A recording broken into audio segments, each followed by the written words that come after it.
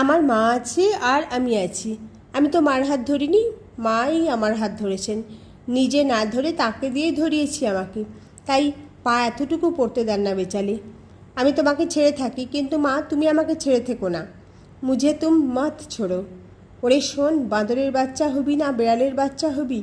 বাঁদরের বাচ্চা তার মাকে ধরে, মা যখন এক গাছ থেকে আর এক গাছে লাফায় কখনো ছিটকে পড়ে যায় বাচ্চা, আর বেড়ালের বাচ্চাকে তার মা ঘাড়ে কামড়ে ধরে। বেড়ালের বাচ্চার আর ভয় নেই, মাই তাকে আঁকড়ে ধরে নিয়ে যাবে যেখানে খুশি, কভু আঁখার ধারে, কভু বা ছাইয়ের গাদায়, কভু বা বাবুদের বিছানায়।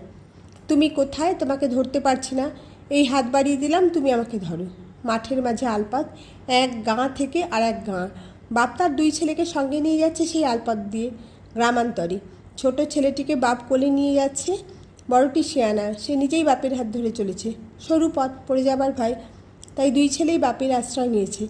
যাচ্ছে যাচ্ছে হঠাৎ একটা শঙ্খচিল উড়ে যেতে দেখল, একেবারে ঠিক মাথার উপর দিয়ে। দেখেই দুই ছেলের মহা আহ্লাদ, দুজনেই আপনা ভুলে হাততালি দিয়ে উঠল।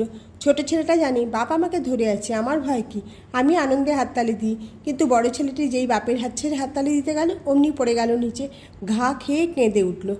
মাকে অমনি কোলে নিতে বল, মার কোলে বসে হাত ছেড়ে দে। সারদার বাবা রামচন্দ্র রামনবমী তিথিতে মারা গেলেন। সারদার মন ভেঙে পড়ল, ভাবলো আবার দক্ষিণেশ্বরে ফিরে যাই। বৈশাখ মাস 1281 সাল। সারদা আবার দক্ষিণেশ্বরে ফিরে এলো, কিন্তু থাকে কোথায় আর কোথায়? সেই সংকীর্ণ নবদ ঘরে, চন্দ্রমণির সঙ্গে একরত্তি ঘর, একটুখানি দরজা, ঢুকতে বেরুতে মাথা ঠুকে যায়। একজনে থাকবার মতো তাতে জায়গা হয় না, তা দুজনে, শাশুড়ি বউয়ে।